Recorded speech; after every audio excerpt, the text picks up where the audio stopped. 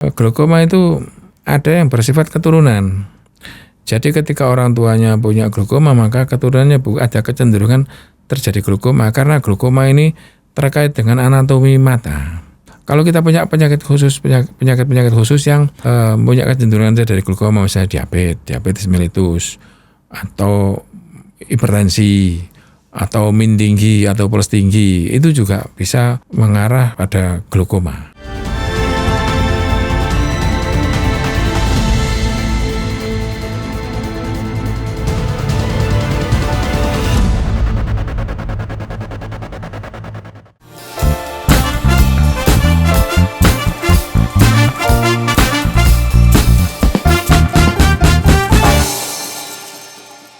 Assalamualaikum warahmatullahi wabarakatuh. Salam sehat mata kita. Halo sahabat KMJ, berjumpa lagi dengan saya Muhammad Andi Baso Firosadi. Pada kesempatan kali ini di podcast Mata Dok, Mari Tanya Dokter, kita akan membahas topik yang sangat penting, yaitu World Glaucoma Week atau disebut dengan glaukoma. Nah, pada kesempatan kali ini saya tidak sendiri. Saya mengundang salah satu dokter dari Klinik Mata Jombang. Di sebelah saya ada Dr. Iqbal Hilmi. Assalamualaikum dokter. Waalaikumsalam warahmatullahi wabarakatuh. Aktivitas pagi hari ini ngapain dok? Alhamdulillah, saya sudah rutin tiap pagi Zoom untuk penambahan ilmu pengetahuan. Kemudian Baik. setelah itu olahraga kecil, kemudian siap-siap kerja. Ya, luar biasa, sangat sibuk sekali gitu. Baik dokter, langsung saja untuk mengawali pembahasan pada episode kali ini. Ini kita mau tanya-tanya nih, sebenarnya apa sih dok glaukoma itu dok? Ya, terima kasih atas pertanyaannya. Pertanyaan ini penting sekali, dan kebetulan saat ini adalah World Glaucoma Week, yaitu Minggu Glaukoma Sedunia. Jadi memang sedunia sedang memperhatikan masalah glaukoma, terutama memang ada seminggu khusus dalam 1 tahun. Ya. Baik dok. Dan kalau pertanyaan mengenai glaukoma itu sendiri secara arti fungsional yaitu kerusakan saraf penglihatan yang ditandai dengan penyempitan lapang pandang dan cekungan saraf penglihatan yang sebagian besarnya dan utamanya disebabkan oleh peningkatan tekanan bola mata. Oke. Artinya apa? Sebagian besar belum tentu karena tekanan mata tinggi, karena ada glaukoma yang tensi rendah. Jadi tensi rendah bisa juga glaukoma walaupun nggak terlalu banyak. Ada juga yang tensi tinggi tapi tidak glaukoma, yaitu hipertensi okuli, yang dua-duanya juga bisa mengarah ke arah glaukoma sendiri. Gitu ya. Oke. Berarti ada pemeriksaan lebih lanjut ya dok ya. Iya. Itu tadi pemeriksaan dasarnya untuk mengetahui kalau ada terjadinya glaukoma ya, mulai dari tekanan bola mata itu tadi ya dok. Ya. Baik. Nah, kadang sering kali saya mendengar glaukoma itu bisa disebut dengan pencuri penglihatan. Kenapa demikian dok? Jadi itu terutama untuk glaukoma kronis ya. Gitu. Jadi glaukoma kronis itu sifatnya gangguannya pelan-pelan. Pelan-pelan dia akan menurunkan penglihatan perifer atau penglihatan yang bagian pinggir. Pelan-pelan, mungkin butuh waktu puluhan tahun, sehingga keseharian pasien tidak terganggu karena dia melihat sentral masih terang. Tetapi karena dia pelan-pelan, lama-lama ketika sangat sempit baru pasien terganggu. Dan ketika itu penglihatan sudah tidak akan pulih lagi, sudah tidak akan bisa kembali lagi. Dinyatakan sudah bisa tidak bisa tertolong berarti ya dok. Iya, jadi glaukoma itu sifatnya gangguannya atau kerusakan sarafnya itu permanen. Baik dokter. Nah, untuk biar kita bisa mengetahui gejala awalnya itu, ada nggak sih dok tanda-tanda dari gejala glaukoma tadi? Ya, jadi untuk glaukoma kan pada garis besarnya ada 2 ya, glaukoma kronis sama glaukoma akut. Kalau glaukoma kronis tanda-tandanya macam-macam.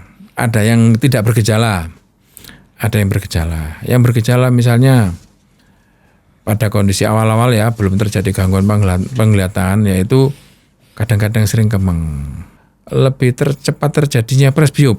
Misalnya orang umur 30-an gitu kok sudah melihat dekat kok sudah terganggu ya. Itu salah satu gejala, mempercepat presbiop atau presbiop prekok. Itu juga bisa disebabkan karena tanda-tanda awal suatu glaukoma. Berbeda dengan glaukoma akut. Kalau glaukoma akut tanda-tandanya jelas sekali. Ketika dia terjadi serangan, maka matanya nyeri, kabur, merah, berair. Nah itu sudah terasa. Kelihatan secara fisik juga ya dok ya, matanya merah gitu ya. Dan glaukoma akut langsung terasa sehingga orang waspada. Sementara glaukoma kronis orang tidak terasa. Ketika gangguannya sudah mengarah gangguan penglihatan baru orang nyadar. Nah itu yang makanya kembali lagi sering disebut pencuri penglihatan. Si pencuri penglihatan. Baik. Dokter, ini kan emang dalam rangka World Glaucoma Week ya dok ya. Mungkin ada pesan-pesan atau apa ya yang mau disampaikan untuk penonton setia Klinik Mata Jombang ini dok? Terima kasih. Jadi utamanya kenalilah dan waspadalah gejala glaukoma karena glaukoma itu sering tidak disadari. Jadi kalau kita punya kecenderungan glaukoma, misalnya ada keluarga kita yang kena glaukoma, ayah, ibu, paman, kakek, nenek yang ada glaukoma, maka kita harus waspada. Terus ketika usia kita sudah menjelang 40, sebaiknya minimal sekali screening. Tensi mata bagaimana? Pandangan saya bagaimana? Apakah ada penyempitan atau tidak? Kalau perlu pakai alat khusus misalnya diusitif papilnya bagaimana? Itu screening minimal. Kalau aman semua insya Allah aman. Walaupun nanti tiap berapa tahun harus ulang. Ya. Terus kalau glaukoma akut, nah ini glaukoma akut itu harus segera dapat pertolongan. Awal-awal mungkin tidak terganggu penglihatan, tetapi kalau dibiarkan lama-lama juga menimbulkan kebutaan permanen juga. Berarti kalau bisa untuk penonton setia Klinik Mata Jombang ini periksa ya dok ya, rutin ya. Kalau bisa ya untuk mengantisipasi terjadinya. Rutin untuk yang memang ada risiko, misalnya punya keturunan atau risiko yang lain misalnya diabetes darah tinggi. Kalau yang tidak ada keturunan, tidak ada risiko ya minimal sekali setahun itu dicek, di screening lah ya. Oke. Screening suatu saat naik harus waspada. Baik. Ya minimal itu tadi yang memang kalau nggak ada gejala 1 tahun sekali untuk periksa rutin mata gitu nggih. Ya minimal tekanan bola matanya itu tadi ya dok. Ya minimal tekanan bola mata. Baik.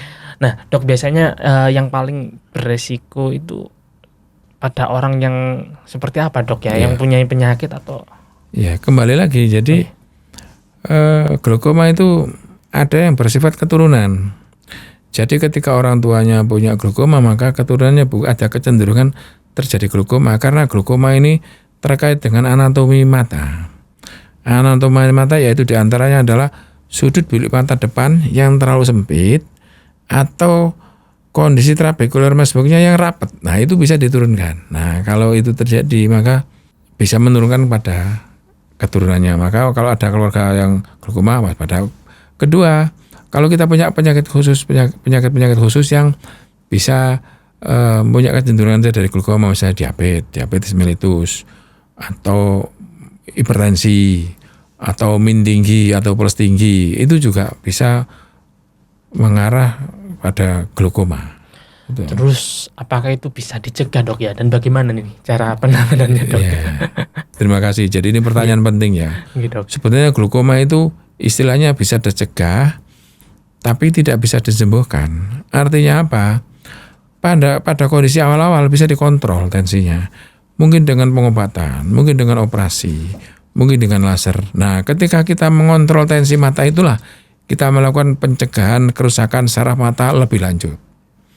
Tetapi kalau sudah terjadi kerusakan memang permanen, tidak bisa diperbaiki lagi. Oh iya, seperti itu berarti ya dok ya. Ya. Baik. Terima kasih banyak dokter untuk informasinya, ilmunya. Ya semoga ini sangat bermanfaat sekali buat penonton setia Klinik Mata Jombang di podcast Mata Dok atau Mari Tanya Dokter ini ya. Terima kasih sama-sama. Buat penonton setia Klinik Mata Jombang, jika suka dengan video ini, jangan lupa like, subscribe, dan komen, dan share video ini ke teman-teman Anda untuk mendapatkan informasi yang bermanfaat. Baik, saya Andi pamit undur diri. Kita jumpa lagi di episode Mata Dok selanjutnya. Terima kasih. Wassalamualaikum warahmatullahi wabarakatuh. Waalaikumsalam.